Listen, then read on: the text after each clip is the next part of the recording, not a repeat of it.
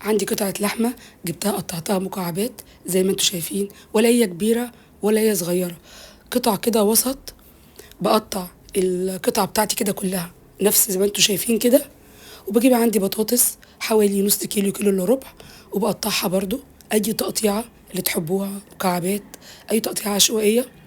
بعد كده بجيب عندي طاسة كده كبيرة، بنزل بيها بحوالي معلقتين من السمنة أو الزبدة، وبشوح اللحمة اللي قطعتها كده معاكم، رشة فلفل أسمر، مكعب ماجي، بهارات لحمة، وبشوح كده اللحمة، بصلاية مفرومة، وبقلبها كده في قلبيها، واسيبها لمدة كده 5 دقايق تغير بس اللون بتاعها.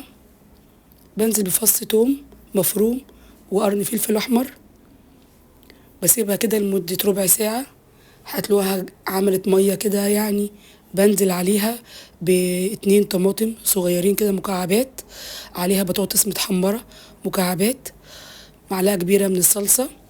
بحدق بقى كده الطاجن كله بتاعي.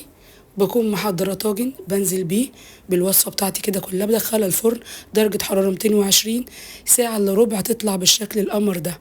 رز كده بشعرية وحبة سلطة جنبها. لو الوصفة عجبتكم لايك وشير واشتراك في القناة.